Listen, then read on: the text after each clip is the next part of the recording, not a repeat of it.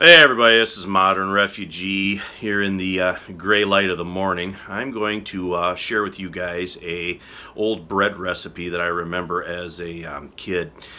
I plan on going on a little bit of a camping trip overnight here in a couple of days, and I want to take a good hearty loaf of bread with me, and this is the bread that I'm going to bake to take along with me. And what it is it's a cider rye bread.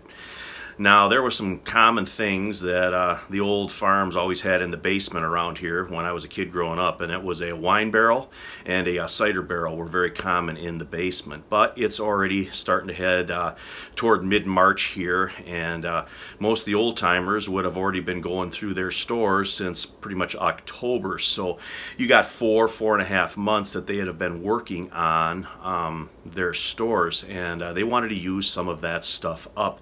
And cider was one of those things. You know, at the top of the barrel, the cider was good and clear and stuff, but as time wore on, you'd get what was called settlings down in the bottom of those cider barrels, and those settlings weren't as good to drink, but they still didn't waste anything. So they would use those settlings and that cider that was down in the bottom of that barrel to make this particular loaf of bread, and they would do it with just regular bread flour, the cider, the yeast, and rye flour. And this bread is particularly good with like a farmhouse cheese or the ham that they would have had in the smokehouse at that period of time. So I'm going to turn the camera around here and I'm going to show you guys a little bit of my ingredients and how I'm going to go about doing this. You can see there I got a actual can of my home canned cider that I canned back in the fall that I want to use up, and it's actually got some of those settlings down in the bottom of that. Now, it's not going to be exactly like their recipe because that cider hasn't been fermenting all winter long. It's been canned, so it's kind of been preserved, but we're going to throw a little yeast into it and we're going to kick it up and we're going to get this going here for you guys. Alright guys, here are the ingredients that I'm going to be using on this. I am going to be using my stand mixer because I want to knead this quite a bit to develop the gluten that's in here. Rye flour has got, the gluten's a little bit different in rye flour.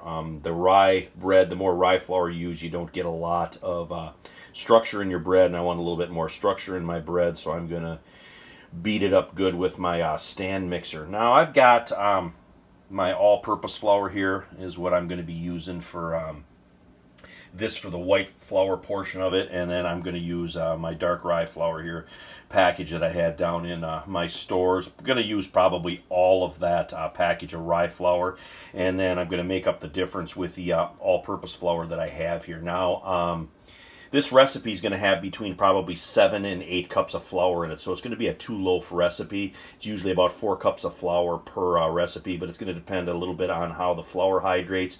So I'm going to start with about 7.5 cups of flour and kind of work from there and see what the dough looks like. I'm going to throw in a package of yeast into my cider, which I'm going to show you guys here in a second, and I'm going to throw that in with about a tablespoon of brown sugar. Now, you could use any kind of sugar in this that you wanted to. It would be more important to use the sugar if this cider fermented all winter long, because the sugar content would be less than that. So this bread might be just a tad bit sweeter than what the original was, just because of the ingredients that I have to work with here. And then about a teaspoon of sugar. And this is kind of the star of the show here. This is my home canned cider, and you can see there the settlings on the bottom of this jar, and this is actually what I was talking about, what they would have in the barrel that wouldn't have been good to drink anymore, but would have been used for other things like this cider rye bread. So what we're going to do, we're going to just shake this guy up here, get those settlings kind of redistributed in this, and we're going to open this up. We're going to take about 3 cups of this cider out to start with, and then that's what we're going to throw our brown sugar and our yeast in, and we're going to let that hang out for probably about 20 minutes, half hour, so it can start working.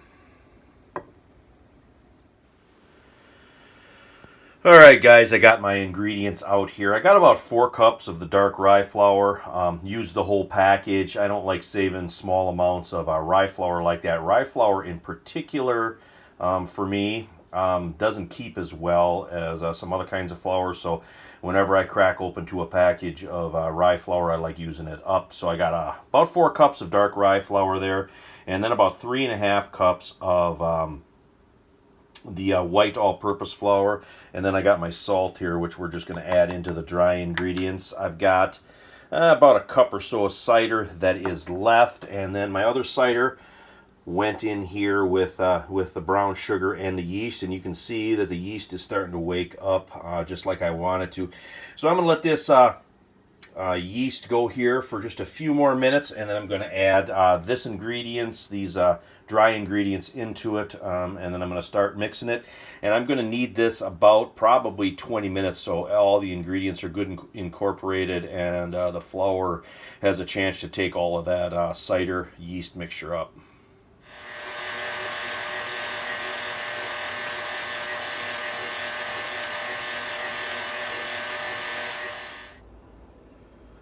Alright, you can see here I've got all the dry ingredients in. The dough looked a little dry to me, so I added probably about another quarter cup of the cider. I still have just a little bit left to kind of see how this goes.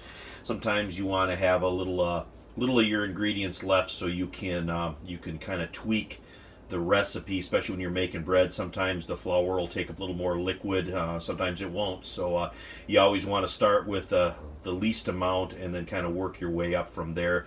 But this is what it looks like here with all the flour incorporated into it, both the rye and the white flour. Now I'm going to start kneading this, and I'm going to let this go about 20 minutes.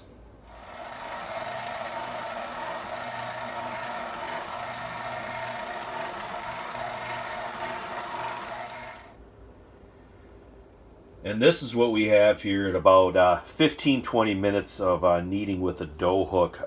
You can see that the sides of the bowl are clean, which means that all the flour and everything's been taken up. We got a sort of a solid dough. It is very aromatic. You can smell the rye flour. You can smell the cider.